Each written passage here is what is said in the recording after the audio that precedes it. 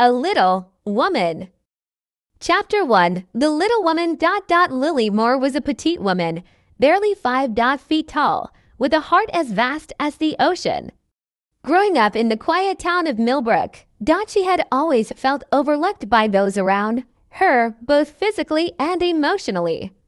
Her small stature often led people to underestimate her abilities, and though she longed to be seen, she often shied away from confrontation. But Lily possessed a fierce determination to make something of herself. Lily worked at a small bookstore on Main Street, a cozy shop with shelves lined with dusty novels and soft whispers of forgotten tales. She had always loved books. They were her escape from the limitations that others seemed to place on her, yet, despite her love for the written word, she often struggled to find a sense of belonging in the world around her. One fateful morning, as she arranged the latest shipment of books, a letter arrived addressed to her in a bold, unfamiliar script. The letter, from an esteemed literary magazine, invited her to submit her own writing for a chance to be published.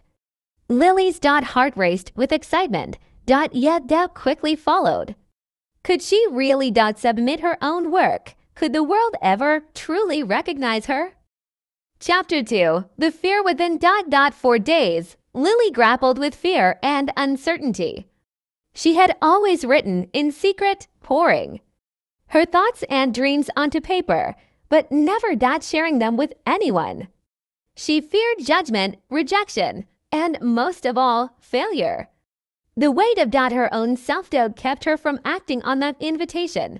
Instead, she immersed herself in the quiet world of the bookstore, where no one could challenge her. But Lily's best friend, Emma, had always been her anchor. Emma was tall, confident, and unapologetic, bold everything Lily was not. One evening, over tea at Emma's apartment, Lily finally confessed her fears. I don't know if I can do it, Lily whispered, looking down at her hands, which seemed too small to hold the weight of her dreams. Emma smiled warmly. Lily, you've always had a way with words. Why do you think you're any less capable than anyone else? You just have to believe in yourself. With those simple words, a spark ignited inside Lily. Maybe Emma was right. Maybe she had more strength than she realized. Chapter 3. The Decision. The next morning, Lily woke up early, her heart pounding with determination. She sat at her small writing desk, overlooking the sleepy streets of Millbrook, and began to write. She poured herself into the words, letting her pen flow freely across the paper. The story that emerged was one of a girl much like herself, a small, underestimated figure who fought to carve out a place in a world that seemed large to fit her. Hours passed, and before she knew it, Lily had completed the piece. It wasn't perfect, but it was honest. It was her. She reread it several times, feeling a mix of pride and fear, but ultimately she knew she had to send it. With trembling hands, she sealed the envelope and mailed it. The waiting was excruciating. Days turned into weeks, and Lily couldn't help but replay her doubts in her mind. What if the editors didn't like her work? What if they laughed at her smallness, her imperfections? But just as quickly as the doubts appeared, she reminded herself of Emma's words. You just have to believe in yourself. Chapter 4. The Response. Weeks later, Lily found herself staring at an envelope bearing the logo of the literary magazine. Her heart skipped a beat, and her hands shook as she tore open the letter. It was an acceptance. Lily Moore, your story has captivated us, and we would be honored to publish it in our upcoming issue.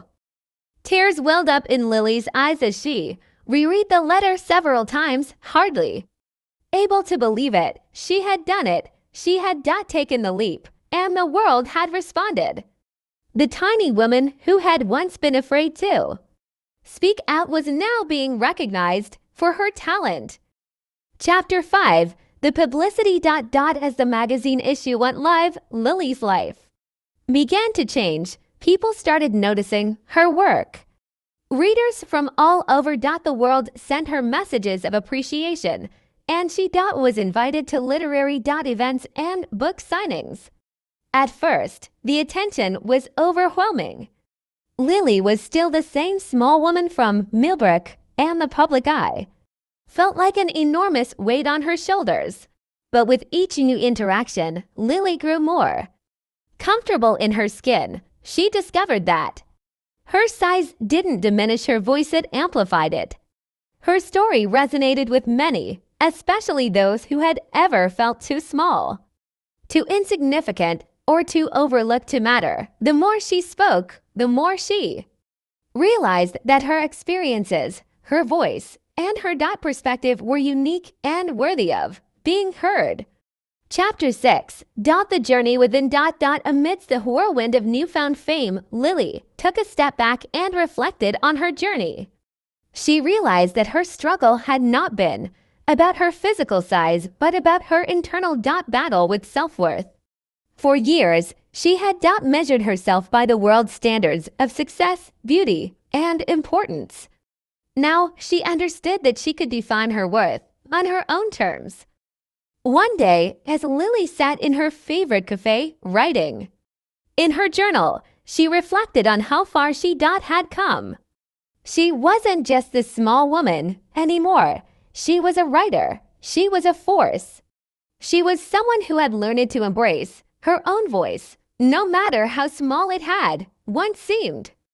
Chapter 7, The New Beginning. With the publication of her first story, Lily's life began to unfold in ways she had never imagined. She wrote more, published more, and traveled to meet her readers.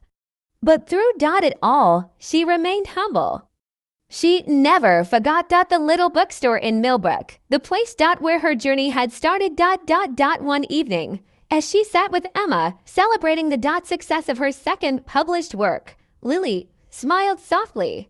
"I used to think I was too small to make a difference," Lily said, looking out over the horizon. "But now, I see that being small doesn't mean being insignificant. Emma grinned. "I always knew you were destined for great things. Double quotes. Lily nodded, feeling a deep sense of peace. "It's not about being great. It's about being true to who I am." And with that, the little woman found her place in the world, not as someone who needed to be seen, but as someone who had learned to see herself. Chapter 8, The Legacy. Years passed, and Lily's name became synonymous with courage, resilience, and authenticity. She continued to write, and her books touched the lives of many. But perhaps the greatest legacy she left behind was the message she imparted to those who followed her journey, that greatness isn't measured by size, but by the depth of one's heart and the strength of one's spirit.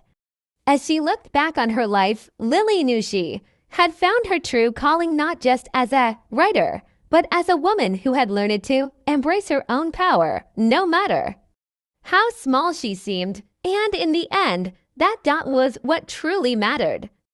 Chapter 9, The Unseen Struggles. As Lily's name continued to spread in literary circles, a new challenge emerged, the pressure of constantly being in the public eye.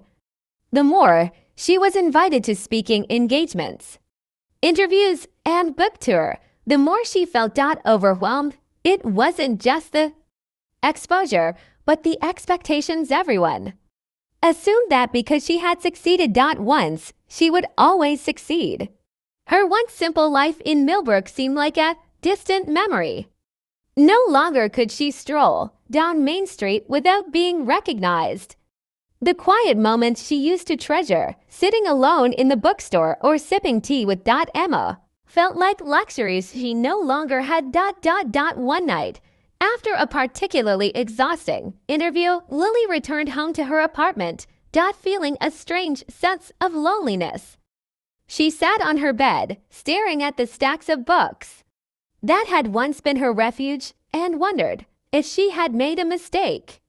She had worked out so hard to prove herself, but now, in the glare of the spotlight, she wasn't sure who she was anymore. As the days passed, Lily realized that in her pursuit of success, she had neglected the very things that had kept her grounded. It was time to reconnect with them, to find a balance between the demands of the world and the peace of her own heart.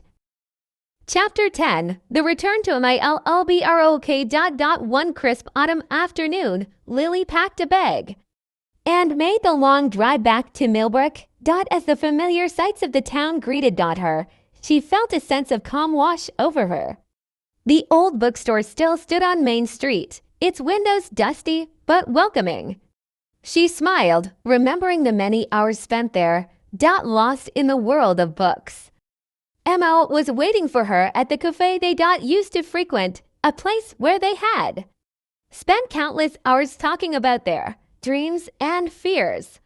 Seeing her best friend again was like a balm to Lily's soul. You look like you've been through a storm, Emma said with concern as she gave Lily a tight hug. Lily nodded, grateful for Emma's understanding.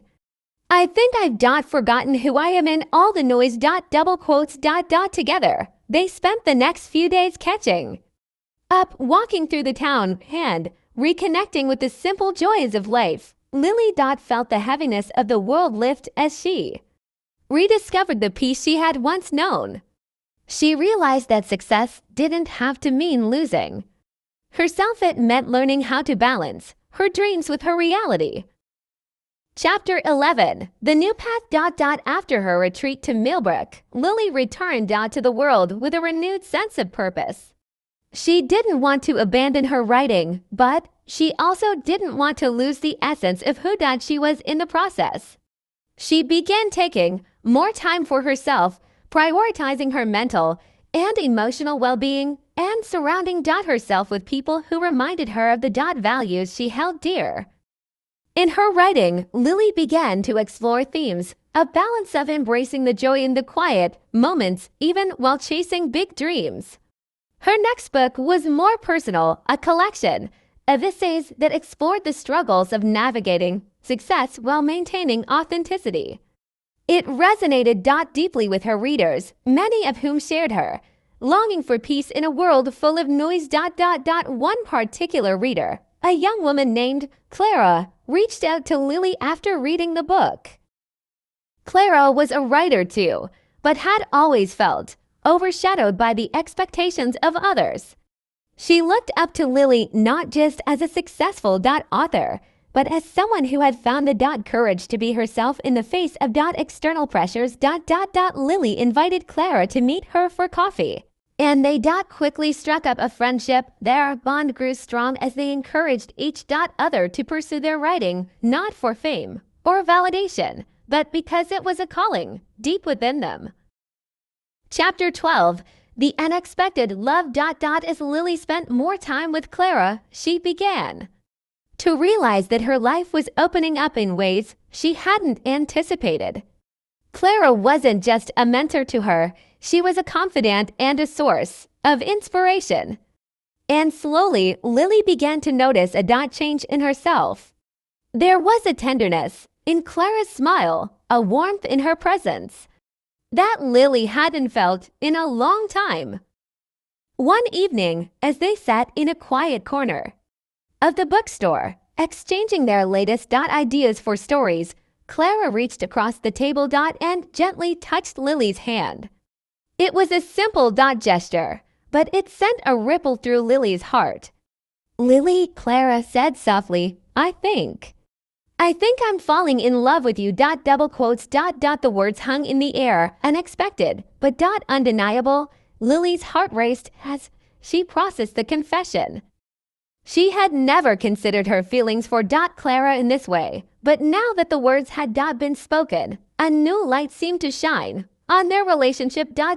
Lily took a deep breath, feeling a mix of excitement and fear. Clara, she paused, unsure of what to say. She had spent much of her life running from uncertainty, but now she realized that the unknown was exactly where she needed to be. I think I'm falling in love with you too. In that moment, Lily felt a sense of completeness she had never known before. She had always struggled to find her place in the world, but with Clara by her side, she felt like she could finally stop searching. Chapter 13. The Challenges of Love. As Lily and Clara's relationship blossomed, it wasn't without its challenges. They both had their own dreams, ambitions, and insecurities, and navigating their personal and professional lives while building a relationship was not easy. There were moments of doubt, moments where they questioned if they were doing the right thing. But through each challenge, their love for each other grew stronger. They learned how to communicate openly, how to support each other's dreams, and how to lean on one another when life got difficult. For Lily, the most important lesson was that love wasn't about perfection, it was about accepting each other's flaws and learning to grow together. One evening, as they sat on the porch of their shared apartment, watching the sun set over the city, Clara turned to Lily with a smile. I think we've built something beautiful here, don't you? Lily nodded, her heart full. Yes, it's not perfect, but it's ours, and that's enough. Chapter 14. The strength to lead. With Clara by her side, Lily's career took on a new direction. She began to mentor other young writers, especially women who struggled with the same insecurities she had once faced. She started a writing group in Millbrook, inviting aspiring authors to meet, share their stories, and support each other. Her message was clear: no one, no matter how small they may feel, should ever be afraid to chase their dreams. As Lily's influence continued to grow, she realized that her success wasn't just about her books, it was about the way she had inspired others to embrace their voices. She had found her place in the world not by conforming to others' expectations, but by being true to herself and helping others do the same. And through it all, Lily never forgot the little woman she once was, the woman who had been afraid, uncertain, and overwhelmed by the world. She was still that woman, but now she was also someone who had found the strength to stand tall and proud, not because of her height, but because of her heart. Chapter 15. The Legacy of a Little Woman. Years later, as Lily looked back on her life, she couldn't help but marvel at how far she had come. She had written books that inspired millions, built a community of writers who supported one another, and found love in the most unexpected of places. But perhaps the greatest accomplishment of all was the legacy she had created, one not built on fame or fortune, but on the quiet strength of believing in herself and helping others do the same. Lily knew that her story wasn't over. There would always be new challenges, new opportunities, and new lessons to learn, but she was no longer afraid of what the future held. She had become the woman she had always wanted to be, the little woman who had learned that her size didn't define her. Her heart, her voice, and her spirit did. And in that, Lily found her true greatness.